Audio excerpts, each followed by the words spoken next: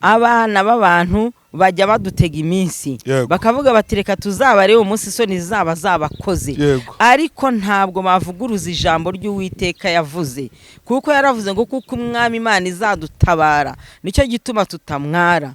Nukuri ntabwo tuzakorwa n'isoni kubera ko twiringiye Imana ifite amaboko. Mu bihe byo gusenga icyambere n'amakuru, niba ukeneye urugo rwiza icyambere n'amakuru. Ya baba reka shagenda wintuburira, amakuru twarayamenye, ubu nta nyoni igisinziriye, abantu twese twacanye ku maso. Ukeneye kugura cyangwa kugurisha, waba ukeneye se umuntu wizewe mwajya mukorana kugira ngo agufashe kuguhuza n'umuguzi wawe cyangwa se umugurisha wawe? Igisubizo cyarabonetse. Ushobora kutwandikira kuri 078 28 20 137 cyangwa se 078 55 75 194. Turanga amazu agurishwa ndetse n'akodeshwa, turanga ubutaka bwo guturamo ndetse n'ubutaka bwo gukoreramo ibikorwa bigiye bitandukanye, ndetse tugufasha kuguhuza n'undi wari wese imari yari yose waba ukeneye. Tandukana n'abandi bajyaga birirwa bagusiragiza umunsi ukarinda urenga, kandi n'ubundi bikarangira ibyo washaka gutabibonye. Fata telefone yawe wiyicariye mu rugo cyangwa muri ofisi yawe, ubundi uduhamagare. Gukorana natwe ni no stress. Ibikorwa byawe tubikora nk'ibyacu, dushyize imbere ubunyangamugayo ndetse n'ubunyamwuga. Ibihe byiza nshuti mukunzi wowe udukurikirana ku Bugingo TV1 ndetse no ku Bishora TV, nanone kandi uraho neza. Nitwa Jean Paul Kimanuka. Twongeye kandi kugenderera mubyeyi ubwashize waduhaye ubuhamya bwiza cyane ushobora gusanga ku Bugingo TV1. Hanyuma duha ubuhamya bukomeye, ariko twumva kandi nanone tugize amatsiko yo kuzongera tukamutemberera mu rwego rwo kugira ngo akomeze guhamya ineza y'Imana. Yesu ashimwe mama. Yesu ahimbazwe. Umeze neza? Ndashima Imana cyane. Ndagira ngo nkwakire kuri iyi nshuro udusengere, numara kudusengera hanyuma duhereko tuganira mu mwanya muto Imana iduhaye. Karibu cyane. Uwiteka Mana nziza, bwugamo bw'umugari igiti kigazambura mbasamba itarumba. Uri data wa twese mwiza, kuko abaguhungiwe ntibajya bakorwa n'isoni, ntibajya bamwara. Izina ryawe rihabwa icyubahiro. Uyu mwanya wa none rero mwami, twemerera ubane natwe, twemerera tugirire neza, twemerera dutabare, twemerera ivugire nk'Imana, kuko watwongera umwuka wo guhumeka uyu munsi. Reka mwami tugukoreshereze kugira ngo izina ryawe rihabwe icyubahiro. Bana natwe turagushimye, ntabari twege tuvuga ahubwo havuge wowe. Mana ijambo ryawe ryabayeho ntarabaho, ndetse nimva no kwisi rizasigaraho. Niyo mpamvu rero mwami mu gihe utwemereye ugomba kujya udufasha tukarivuga uko bikwiriye. Urakarama ko wumva gusenga, abana natwe turagushimye. Ibyo ushima n'ibyo ushaka ari byo bikomeza kuba, mu izina rya Data wa twese n'Umwana n'Umwuka wera. Amina. Amen. Karibu cyane, komerezaho. Ndagira ngo twige ku ijambo ry'Imana ryo gutabarwa n'Imana. Yego. Ndagira ngo mu nsomere dutangire dusoma muri Yeremiya 33 umurongo wa 3 wonyine. Igice cya 33 mu gitabo cy'umuhanuzi Yeremiya. Uwo murongo wa 3 uravuga ngo ntabaza ndagutabara nkwereke ibikomeye biruhije utamenya. Amen. Amen. Mukozi w'Imana arakoze. Nukuri ibihe byose iyo umuntu atabaje Imana, Imana iramutabara. Ibihe byose iyo umuntu ashyize imbere Imana, Imana imugirira neza, ikamwegera, ikamuba hafi. Amen. Hari ibihe nagiye ngeramo ngatabaza Imana kandi nkayibona neza ko yantabaye. Yego. Hari ibihe nagiye ngeramo by'uburwayi ngatabaza Imana nimba hafi, nkuko Yeremiya yarebye ivure agatabaza Imana. Imana yari mubwiye ngo ageze ku munota we wa nyuma. Ni Hezekiya igahindura amateka, ikamwongerera iminsi yo kubaho. Izina ry'Imana rihabwe icyubahiro. Ubwo rero hari impamvu mbabwiye ku ijambo ryo gutabaza Imana. Ni byinshi nagiye ntabaza Imana ikantabara.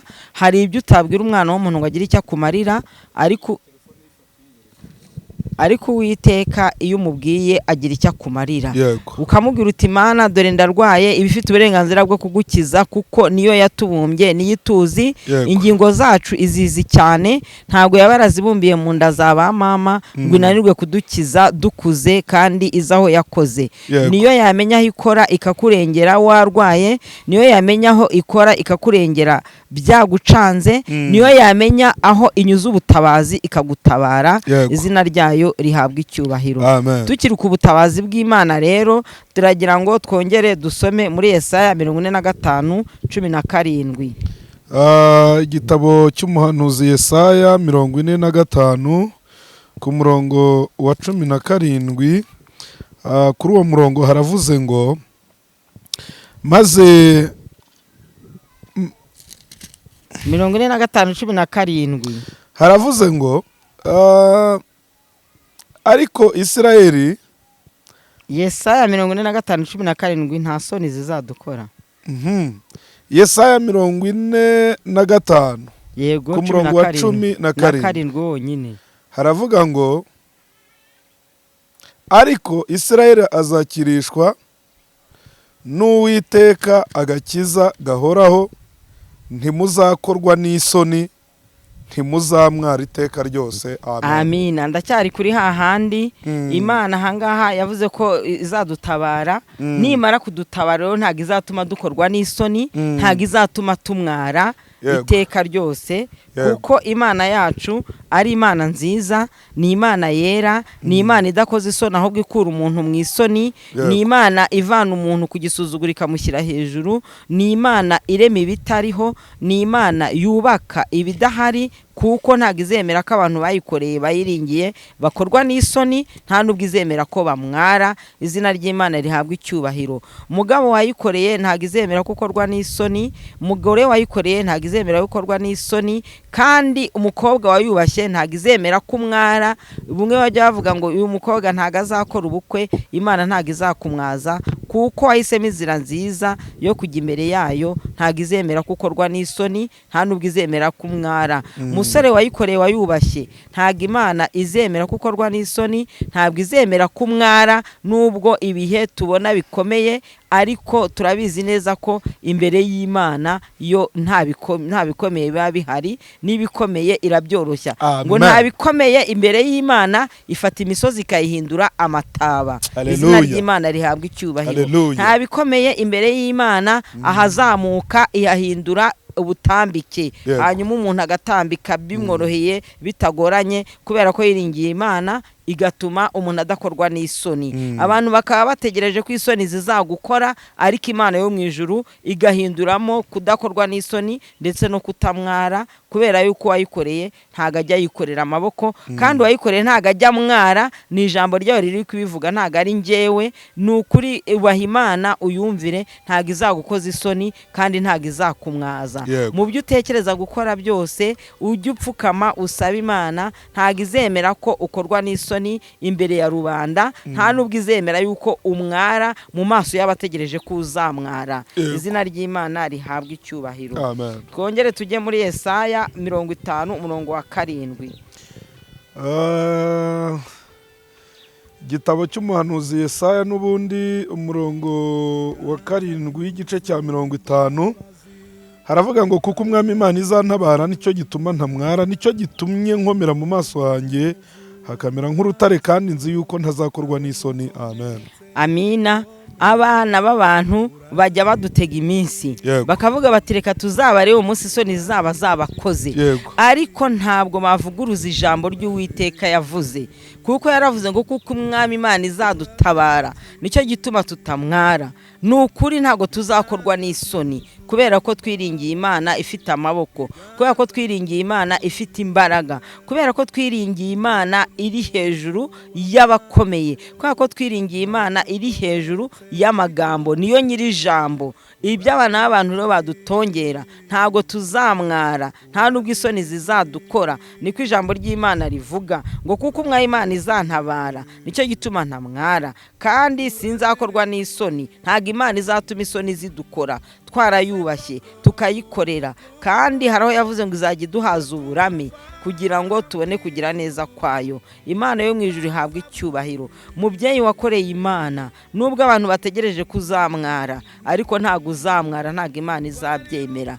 Umugabo wakoreye Imana, nubwo abantu bategereje kuzamwara, ntabwo uzamwara. Yewe musore wakoreye Imana, ntabwo Imana izemera kuzamwara, nta nubwo izemera ko isoni zigukora, kubera yuko wayubashye ntabwo izakumwaza. Ni ukuri Imana yo mu ijuru ihabwa icyubahiro. Ni Imana igira neza, ni Imana ihindura amateka, ni Imana ihindura ibihe, ni Imana irema ibitariho kugira ngo abana bayo be gukorwa n'isoni, kandi abana bayo be kumwara. Hari igihe umuntu aba afite abana bakavuga bataba abana nubwo bavutse ariko ntibazakura, ariko kuko Imana yavuze ko tutazakorwa n'isoni, iriya ranja bagakura, bakavuga abana ntago baziga, ariko kubera ko Imana yavuze ko utazamwara ikaguha ubushobozi bakiga. Imana yo mu ijuru ihabwa icyubahiro, Imana yo mu ijuru ishyirwe hejuru. Bakavuga bati burije ariko none ejo ntago buzacya, ariko kubera ko Imana iba yavuze ngo baho,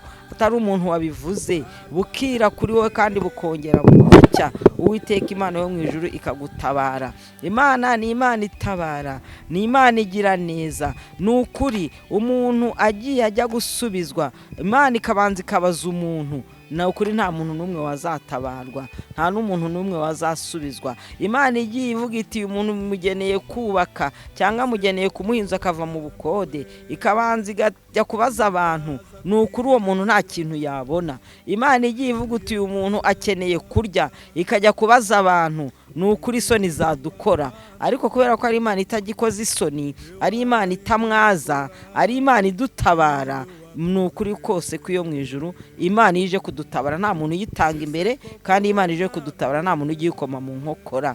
Izina ry'Imana rihabwa icyubahiro. Ntuziringire abakomeye ngo hari icyo bazakumarira bo mu muryango. Oya, utatabawe n'Uwiteka ntabwo abavandimwe bakurengera, ntabwo inshuti zagutabara, ntabwo abaturanyi bagutabara, ariko Uwiteka kuko yavuze ko azagutabara kandi utazakorwa n'isoni kandi utazamwara, azabikorera kwiyubahisha. Ni ukuri tumuhanga amaso kandi tumufate nk'Imana ikomeye ishobora byose, irema ibiriho ikarema n'ibitariho. Izina ryayo rihabwa icyubahiro. Uyu mwanya wa none aha rero ndagira ngo umukozi wayo, umugaragu wayo yongera dusomere ijambo riri muri Yesaya 41 kuva ku murongo wa 10 kugera kuri 13. Igice cya 41 kuva ku murongo wa 10 kugera kuri 13.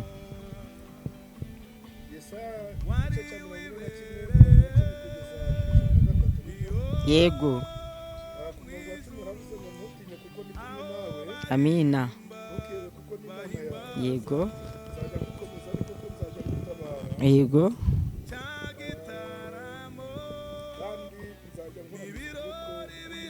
Yego. Yego. Amina. Amina. Yego. Amina. Yego. Amina. Turi mu ijambo ryo gutabarwa n'Uwiteka. Aha ngo ntutinye kuko ndi kumwe nawe, nzajya ngufata, nzajya ngukomeza, nzajya nkuramiza ukuboko kwanjye kw'iburyo. N'ayandi magambo yose umukozi w'Imana yasomye mwayumvishe, ariko sije turiho ni ugutabarwa n'Imana. Ni ukuvuga ngo rero aha ngaha Uwiteka Imana ni Imana nziza, idufata ukuboko, ituramiza ukuboko kwayo kw'iburyo, idutabara, ituba hafi mu izina rya Yesu Kristo w'i Nazareti. Abifuza gutabarwa n'Imana, Imana irahari kubatabara. Abantu bafite uburwayi bwananiranye, Uwiteka Nyiringabo aramanutse ngo abatabare, kuko ni Imana ibatabara. Abantu bafite ibyananiranye, Uwiteka Imana nyiringabo aramanutse ngo abihindure ibyoroshye kuko nta kimunanira. Abantu babuze urubyaro kuko n'Uwiteka utazatuma mukorwa n'isoni. Uwiteka Imana nyiringabo araje kubaha urubyaro kugira ngo mutazakorwa n'isoni. Imana yo mu ijuru ihabwa icyubahiro. Imana yo mu ijuru itugirire neza. Ntabwo izatuma isoni zidukora kandi twarayubashye. Ntabwo izatuma tutabura gutabarwa kandi ari Imana itabara. Iyo ije gutabara ntawe igisha inama. Iyo ije gutabara nta n'umwe ibaza kuko ibajije ntabwo twatabarwa. Ibajije ntabwo twagirirwa neza. Ibajije yewe ntabwo twararaho ndetse inabajije ntacyo twakorerwa. Ariko kubera ko ari Imana itubwira ngo iraje dutabare, iraje tugirire neza, ntabwo tuzakorwa n'isoni. Ni ukuri turabizi ko isoni zitazadukora. Izina ry'Imana rihabwa icyubahiro. Izina ry'Imana rihimbazwe. Imana yacu ni nziza. Imana yacu irera. Imana yacu iratabara. Imana yacu iradutunga ikadutungisha kuko ari Imana ishobora byose. Ni ukuri ijambo ry'Imana riravuga ngo abiringira abana b'abantu bavumwe. Nimwiringire Uwiteka kandi mutegereze gutabarwa nawe. Abafite uburwayi bukomeye mutegereze Uwiteka azabakiza kuko nta kimunanira. Iyo avuze ngo baho baho ntago abavuze ngo pfa. Imana yo mu ijuru iduhe umugisha kandi Imana yo mu ijuru itugirire neza.